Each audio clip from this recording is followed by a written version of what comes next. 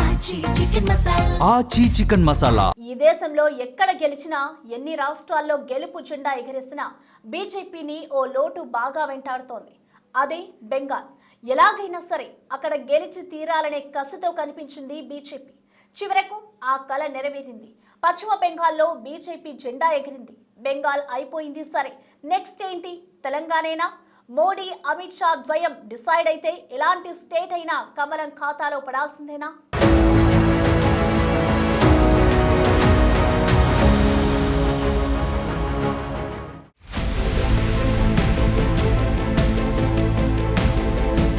భారత రాజకీయాల్లో బీజేపీ ప్రస్థానం ఓ ప్రవాహంలా సాగుతోంది. ఉత్తరాది నుంచి మొదలైన జైత్ర యాత్ర ఈశాన్య రాష్ట్రాలను దాటుకుని ఇప్పుడు తూర్పు తీరంలో కీలకమైన పశ్చిమ బెంగాల్ ని సైతం తన ఖాతాలో వేసుకుంది.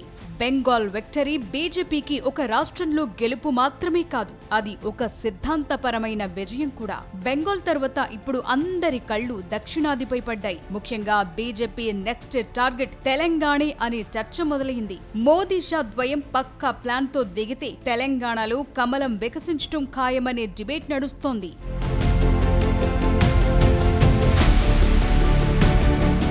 బీజేపీకి బెంగాల్ అంటే ఓ ఎమోషన్. శ్యామ్ ప్రసాద్ ముఖర్జీ పుట్టిన గడ్డపై పాగా వేయాలని దశాబ్దాలుగా పోరాడింది. క్షేత్రస్థాయిలో బూత్ కమిటీల నిర్మాణం, తృణమూల్ కాంగ్రెస్ వైఫల్యాలను ఎండగట్టడం, చివరకు మమతా బెనర్జీ కోటను బద్దలు కొట్టి అక్కడ అధికారాన్ని చేజిక్కించుకుని బీజేపీ సత్తా చాటింది. అసాధ్యమనుకున్న రాష్ట్రంలోనే గెలిచాం, ఇక ఎంతో కొంత స్కోప్ ఉన్న తెలంగాణలో అడ్డులేదనే ధీమా ఇప్పుడు పార్టీ శ్రేణుల్లో కనిపిస్తోంది.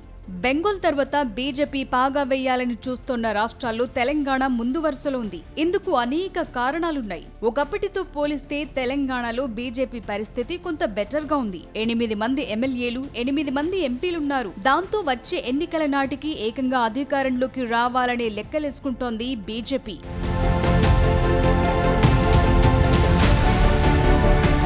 కాంగ్రెస్ బలహీనపడిన చోట తామే ప్రత్యామ్నాయం అని బీజేపీ గట్టిగా నమ్ముతోంది. పైగా హైదరాబాద్ కేంద్రంగా సాగే రాజకీయం, మజ్లిస్ పార్టీతో బీఆర్ఎస్ కాంగ్రెస్ అనుబంధాన్ని బీజేపీ తనకు అనుకూలంగా మలచుకుంటోంది. ఇప్పటికే బీజేపీ అగ్రనేతలు ప్రధాని మోదీ, అమిత్ షా తెలంగాణపై స్పెషల్ ఫోకస్ పెట్టారు. మునుగోడు, హుజురాబాద్ ఉప ఎన్నికల నుంచి పార్లమెంట్ ఎన్నికల దాకా బీజేపీ గ్రాఫ్ పెరుగుతూ వస్తోంది. తెలంగాణ ఏర్పాటు తరువాత 2014లో జరిగిన తొలి ఎన్నికల్లో బీజేపీ కేవలం 5 ఎమ్మెల్యే సీట్లు మాత్రమే గెలిచింది.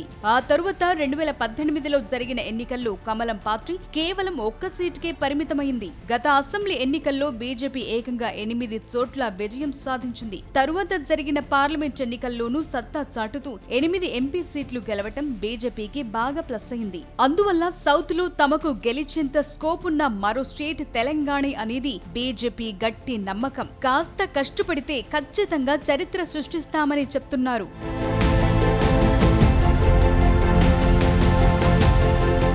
బెంగాల్లో గెలిచేంత ఈజీగా తెలంగాణలో గెలవటం సాధ్యమా అనే ప్రశ్నలు కూడా తలెత్తుతున్నాయి. ఎందుకంటే రేవంత్ రెడ్డి నాయకత్వంలోని కాంగ్రెస్, కేసీఆర్ నాయకత్వంలోని బీఆర్ఎస్ క్షేత్రస్థాయిలో బలంగా ఉన్నాయి. ఈ పరిస్థితుల్లో ఆ రెండు పార్టీలను ఢీకొట్టి జనాన్ని తమ వైపు తిప్పుకోవటం బీజేపీకి సవాలే. పైగా సౌత్ స్టేట్స్ లో హిందీ అజెండా పెద్దగా పనిచేయదు. ఇక్కడ లోకల్ సెంటిమెంట్ ఎక్కువ. వీటన్నింటినీ కమలం పార్టీ నాయకత్వం ఎలా ఓవర్కమ్ చేస్తుందనేది ఇప్పుడు ఆసక్తి రేపుతోంది. అయితే రాజకీయాల్లో ఏది శాశ్వతం కాదని బెంగాల్ ఇప్పటికే ప్రూవ్ చేసింది. మోదీ, అమిత్ షా ద్వయం గనుక గట్టిగా కాన్సంట్రేట్ చేస్తే తెలంగాణను కమలం ఖాతాలో వేయటం అసాధ్యమేమీ కాదంటున్నారు. బెంగాల్ విక్టరీ ఇచ్చిన ఊపుతో కమలదళం దక్షిణ భారతం వైపు కదులుతోంది. అందుకే నెక్స్ట్ టార్గెట్ తెలంగాణ అని హింటిస్తున్నారు.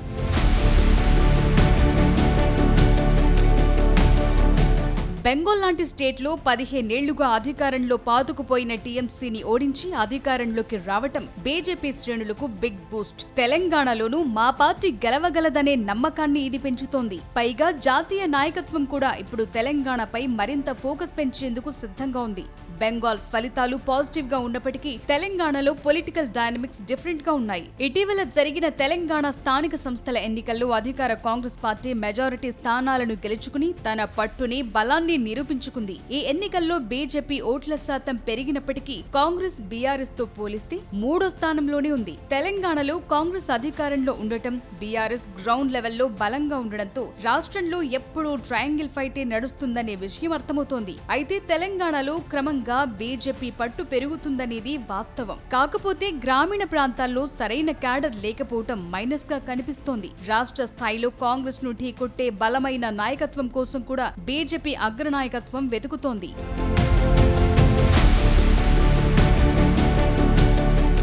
బెంగాల్ విక్టరీతో బీజేపీకి సైకలాజికల్ అడ్వాంటేజ్ లభిస్తుంది. కానీ తెలంగాణలో అధికారం సాధించాలంటే బీఆర్ఎస్ ఓటు బ్యాంకును తమ వైపు తిప్పుకోవాలి. కాంగ్రెస్ ప్రభుత్వ వ్యతిరేక ఓటుని చీలనివ్వకుండా చూసుకోవాలి. ఈ గడ్డపై జెండా పాతాలంటే లోకల్ సమస్యలు, బలమైన అభ్యర్థులు, క్షేత్రస్థాయి పోరాటాలు చాలా ముఖ్యం. ప్రస్తుతం రాష్ట్రంలో కాంగ్రెస్, బీఆర్ఎస్ బలంగా ఉండడంతో బీజేపీకి ఇది పెద్ద సవాలే అనే విశ్లేషణలు వినిపిస్తున్నాయి.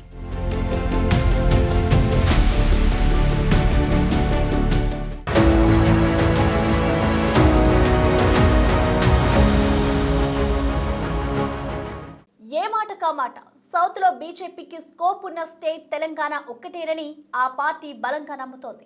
కానీ తెలంగాణలో కాషాయ పార్టీ పవర్లోకి వచ్చేంత సీన్ ఉందా? ఇదే కమలం క్యాడర్ తో పాటు లీడర్లను కూడా వెంటాడుతున్న క్వశ్చన్.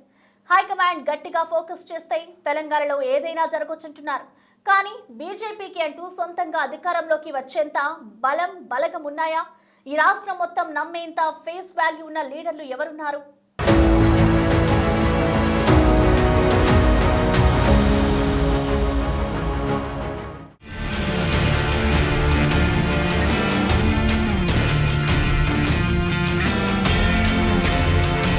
రోజులు గడిచే కొద్దీ, ఎన్నికలయ్యే కొద్దీ తెలంగాణ రాజకీయ ముఖ చిత్రం మారుతూ వస్తోంది. ముక్కోణపు పోరు నుంచి ద్విముఖ పోరు వైపు మళ్లుతోందా, లేక 3 పార్టీల మధ్య దోబూచులాడుతోందా అనే లెక్కలు మొదలయ్యాయి. దక్షిణ భారతదేశంలో కర్ణాటక తరువాత బీజేపీ అత్యంత ఆశలు పెట్టుకున్న రాష్ట్రం తెలంగాణే. 2024 లోక్సభ ఎన్నికల్లో అనూహ్యంగా 8 ఎంపీ సీట్లు గెలుచుకుని 35% ఓట్లు సాధించాక భవిష్యత్తులో వచ్చేది మనమే అనే ధీమా కాషాయ దళంలో పెరిగింది. కానీ గ్రౌండ్ లెవెల్లో పరిస్థితులు చూస్తే బీజేపీ పెట్టుకున్న ఆశలకు, వాస్తవాలకు చాలా తేడా కనిపిస్తోంది. బీజేపీకి తెలంగాణలో ఓట్ల శాతం పెరిగిన మాట వాస్తవం. ముఖ్యంగా పట్టణ ప్రాంతాల్లో యువతలో మోదీ మ్యాజిక్ బలంగా పనిచేస్తోంది. అయితే అసెంబ్లీ ఎన్నికలకొచ్చేసరికి సీన్ మారుతోంది. 2024 పార్లమెంట్ ఎన్నికల్లో 35% ఓట్లు సాధించిన పార్టీ మున్సిపల్ ఎన్నికల్లో కేవలం 16% లోపు ఓట్లకే పరిమితమైంది. ఇదే బీజేపీ క్యాడర్ ని ఆందోళనకు గురిచేస్తోంది. సమస్య ఎక్కడొస్తోంది అంటే బీజేపీకంటూ ఓట్లున్నాయి. కానీ ఆ ఓట్లను సీట్లుగా మార్చగలిగే బలమైన అభ్యర్థులు అన్ని నియోజకవర్గాల్లో లేరు. అన్ని స్థానాల్లో గట్టి పోటీ ఇచ్చే నాయకులు ఇప్పటికీ కరువయ్యారు.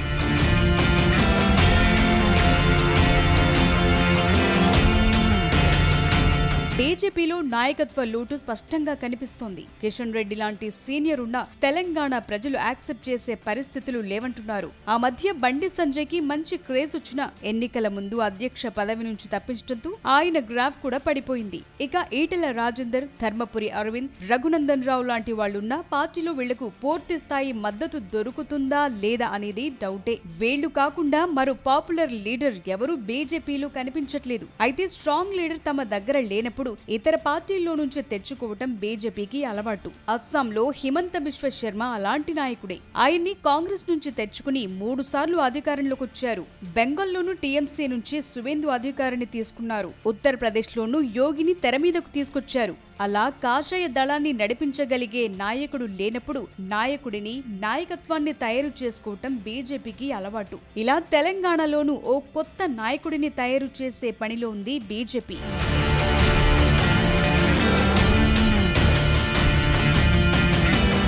బీజేపీ నమ్ముకున్న అతి పెద్ద బలం ప్రధాని మోదీ చరిష్మానే. కానీ రాష్ట్ర స్థాయిలో రేవంత్ రెడ్డి, కేసీఆర్ లాంటి మాస్ లీడర్లను ఢీకొట్టే ఫేసేది అన్నదే మెయిన్ క్వశ్చన్. బండి సంజయ్ హిందుత్వ ఫైర్ బ్రాండ్ గా కార్యకర్తల్లో జోష్ నింపుతారు. కానీ అందరినీ కలుపుకుని పోయే స్టేట్స్మెన్ ఇమేజ్ ఇంకా రావాల్సి ఉంది. ఈటెల రాజేందర్ కు బేసిక్ కార్డ్ అడ్మినిస్ట్రేషన్ అనుభవం ఉన్న పార్టీలో ఆయన పట్టు ఎంతవరకన్నది డౌటే.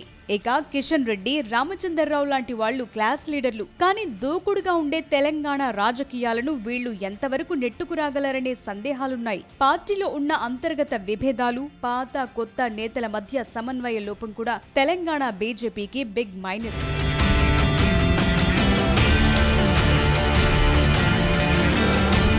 సీఎం రేవంత్ రెడ్డి దూకుడుగా పాలన సాగిస్తూ ప్రతిపక్షాలకు గ్యాప్ ఇవ్వకుండా రాజకీయం చేస్తున్నారు. మరోవైపు బీఆర్ఎస్ కూడా ఉనికి కాపాడుకునేందుకు పోరాడుతోంది. బీఆర్ఎస్ ఎంత వీక్ అయితే ఆ ఓట్లు బీజేపీకి టర్న్ అవుతాయని కమలదళం భావిస్తోంది. కానీ ఇటీవల జరిగిన మున్సిపల్ ఫలితాలు చూస్తే బీఆర్ఎస్ కోల్పోయిన ఓట్లను కాంగ్రెస్ ఎక్కువగా తన్నుకుపోతోంది. ఇక బీఆర్ఎస్ బీజేపీ ఒక్కటి అనే ముద్రను కాంగ్రెస్ బలంగా వినిపిస్తోంది. దీన్ని చెరిపేసుకోవటంలో బీజేపీ నేతలు ఇంకా సఫలం కాలేదు. గ్రేటర్ హైదరాబాద్ పరిధిలో సెటిలర్ల మద్దతు సాధించడంలో బీజేపీకి ఇంకా సవాళ్లు ఎదురవుతున్నాయి. హైకమాండ్ గట్టిగా ఫోకస్ చేసి రాష్ట్రంలో ఒక బలమైన నాయకత్వాన్ని ముందుపెట్టి ఆపరేషన్ ఆకర్ష్ ద్వారా ఇతర పార్టీల్లోని అసంతృప్త నేతలను చేర్చుకుంటే తప్ప తెలంగాణలో సొంతంగా అధికారంలోకి వచ్చేంత సీన్ ఇప్పటికైతే కనిపించడం లేదు. బలం ఉన్నా అధికార పీఠం చేరటానికి అవసరమైన బలగం, వ్యాహం ఇంకా సిద్ధం కావాల్సి ఉందనే విశ్లేషణలు వినిపిస్తున్నాయి.